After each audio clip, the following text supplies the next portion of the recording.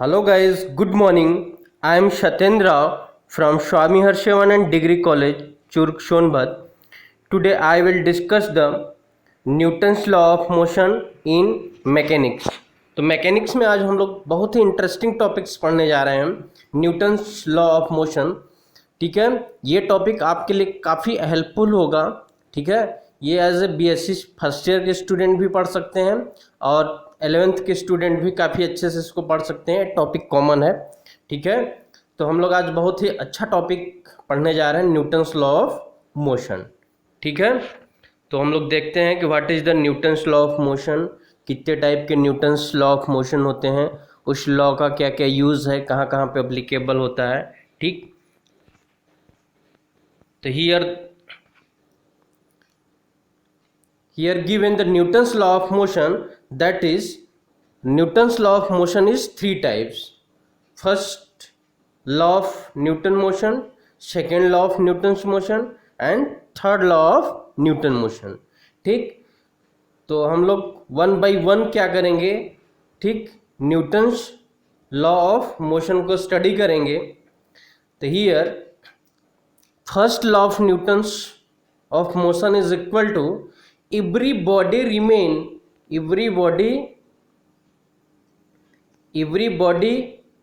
remain in the state of rest or uniform motion unless acted upon by a next external force. ठीक है, and second law is the amount of acceleration of the body is proportional to the acting force and inversely proportional to the mass of the body, that is F equal to m into a. ठीक है, this is called the change of momentum. ठीक, and third law of Newton of motion, that every actions therein equal but opposite reactions if an object A exert a force of the object B, then object B will be exert of the equal but the opposite force on the body A. ठीक, तो यहाँ पे तीन law हैं Newton of motion के, तीन law हैं। ठीक, हम लोग वन बाय वन करके इसको देखेंगे और इसका एग्जाम्पल भी हम लोग देखेंगे। ठीक है, तो हम लोग वन बाय वन करके देखते हैं। First law of Newton of motion, that is Newton first law of motion, that is called the inertia. ठीक, first law of Newton is called as inertia because an object will not change its motion unless acted by the unbalanced force. ठीक है, simple guys, ये कहा गया है कि Newton's law of motion state that if a body at rest then it will be rest, if the body is motion it will be at in motion, because if we cannot apply external force. Simple भाषा में ये कह सकते हैं कि यदि कोई body अगर रेस्ट पे है तो रेस्ट पे ही रहेगी, अगर कोई बॉडी मोशन में है तो मोशन में ही रहेगी, जब तक कि उस पर कोई एक्सटर्नल फोर्स न लगाया जाए। ठीक है, ये सिंपल सा ही है कि अगर कोई बॉडी स्टेबल है या स्थिर है तो स्थिर ही रहेगी, और कोई मूव कर रही है तो मूव ही करती रहेगी जब तक कि उस पर हम लोग एक्सटर्नल फोर्स अप्लाई ना करें। ठीक है, that is if it is at rest it will stay at rest. ठीक है, and if it is motion it will remain at the same velocity. ठीक, here object with the greater mass have the more inertia, it takes more force to change their motion. देखिए यहाँ पे हम एक चीज़ define करना चाहते हैं, what is the inertia.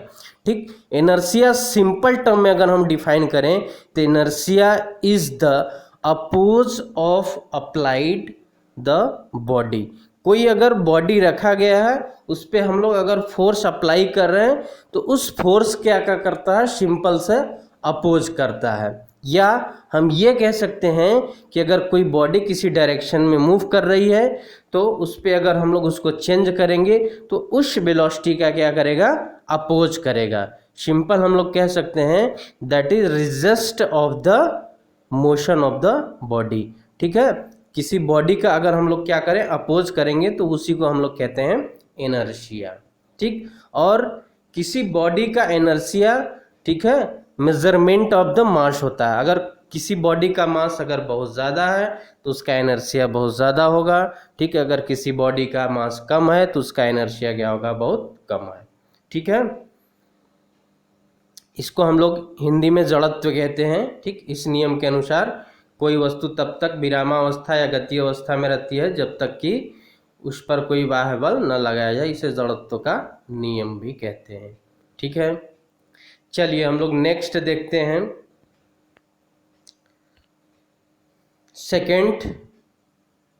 Newton second law. ठीक, न्यूटन सेकेंड लॉ। ठीक है, Newton second law that is define, it is the multiplication of the mass and the acceleration. That means if any body is moving, that is a velocity is v and acceleration is e. ठीक, then f, then applied force is equal to, ठीक है, mass into acceleration. It means it will change the momentum. It will change the momentum if acceleration will be changed. That is by changing its velocity with respect to time. Time के respect में अगर velocity change होता है तो उसका acceleration भी change होगा। That is change of the momentum. That is called the second law of the Newton's. ठीक है, यहाँ पे देखिए हम लोग कुछ एग्जांपल्स लेते हैं। If we apply a more force of an object it accelerate at the higher rate. ठीक है, that is more force, that is more acceleration, that is force, that is mass and acceleration. ठीक, here we see that the how change the momentum. Yeah, we can say that force is equal to momentum. How? ठीक, it will possible force is equal to momentum. ठीक है, तो here guys we can say that force equal to change the momentum with change of the time. That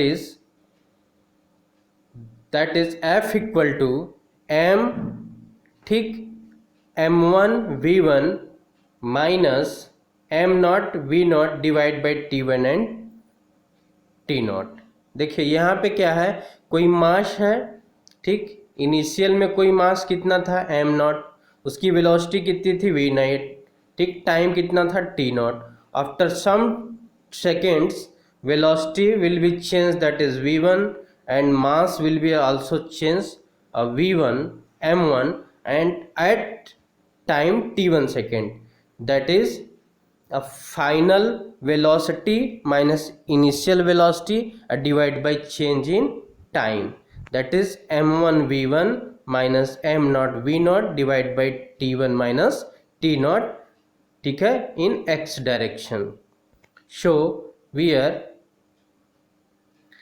if mass of body is same, if mass of the body is same, that is m, so here m is the common, that is here, that is m will be common, that v1 minus v naught divided by t1 minus t2. So this v1 minus v naught is equal to delta v upon delta t. This is the so the acceleration, so the f equal to m into e. ठीक, this f equal to m a is called the change of momentum. So f is equal to, that is p.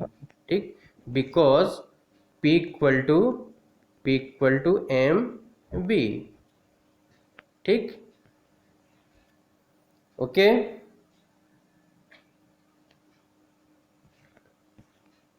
then we see the third law of Newton's. ठीक, every action is react the every actions react the every reaction. ठीक है, हर एक action का क्या होता है, reaction होता है, that is called the Newton's third law. ठीक, कोई भी बॉडी है उसको अगर हम एक्शन करेंगे तो उसके प्रतिक्रिया में एक रिएक्शन जनरेट होता है, उसी को हम लोग न्यूटन का थर्ड लॉ कहते हैं. ठीक है, here see the reaction, here see the action. We see the example of the bullet. Bullet का अगर हम लोग एग्जाम्पल लेते हैं, ठीक है, जैसे ही बुलेट क्या होती है, मूव होती है इन फॉरवर्ड डायरेक्शन में, that it will action accelerating force to the bullet. जैसे ही बुलेट को हम लोग स्टार्ट करते हैं या बुलेट को हम लोग फायर करते हैं तो बुलेट क्या होता है, फॉरवर्ड डायरेक्शन में एक्शन करता है. उस एक्शन को बैलेंस करने के लिए उसके अपोजिट डायरेक्शन में उस बुलेट को जो हैंडल करता है उसके अपोजिट डायरेक्शन में एक फोर्स जनरेट होता है. This force is called the reaction. This force will be, ठीक, same magnitude but direction will be opposite. That is F A is equal to minus F B. Okay, and second example is we talking on the earth, we apply the force inward direction, then earth is also applied the force in upward direction. ठीक है, this is the we apply the action in the inward directions and we against react the earth force to the upward direction. This is the reaction force. Both force is equal, that is why we can talking in linear path. Okay, here see that reaction flowers pushed up the forward direction and action foot pushed the downward and back direction. ठीक है, against example, if we a boy is feel exert force on the boat, that is reaction boat is exert force on the feet. जैसे कि हम लोग क्या करते हैं, अगर किसी नाव से हम लोग क्या कर रहे हैं, उतर रहे हैं, तो उतरते टाइम जैसे ही हम लोग उसके किनारे पे आते हैं तो जैसे हम लोग जंप करते हैं तो पैर से नीचे की डायरेक्शन में फोर्स लगता है. ठीक, और वो फोर्स हमारे, ठीक है, बोट को क्या कर देता है, पीछे की तरफ. इसलिए हम लोगों को जंप नहीं करना चाहिए, ठीक है, बोट से उतरते टाइम्स. ठीक, न्यूटन के थर्ड लॉ के अकॉर्डिंग, ठीक है, हम लोग वहाँ से, ठीक है, जंप करेंगे तो न्यूटन्स लॉ ऑफ मोशन. ठीक है, and again we see the example of change of momentum. ठीक है, यहाँ पे देखिए मोमेंटम का एग्जांपल दिखाया गया है. ठीक, जैसे अगर कोई बॉलर है, बॉल को कैच करता है तो कैच करते टाइम अपने हाथ को पीछे की तरफ खींचता है. क्यों? ठीक है, पीछे की तरफ इसलिए खींचता है कि अगर वो पीछे की तरफ नहीं खींचेगा तो उसके हैंड पे क्या होगा कि बहुत ज़्यादा थ्रस्ट के कारण उसके हैंड पे बहुत ज़्यादा क्या होगा, चोट लगेगी, जिससे एक तो बॉल कैच नहीं हो पाएगा, दूसरे की हाथ हमारा फट भी सकता है.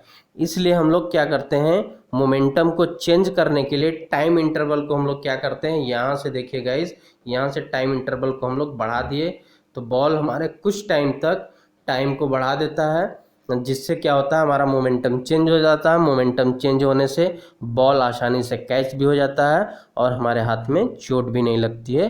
This is the Newton second law of the motion. Okay, ठीक, तो दिस इज द टॉपिक्स. ठीक, again we see the applications of the Newton's law of motion and solve the questions. ठीक है, thank you, have a nice day.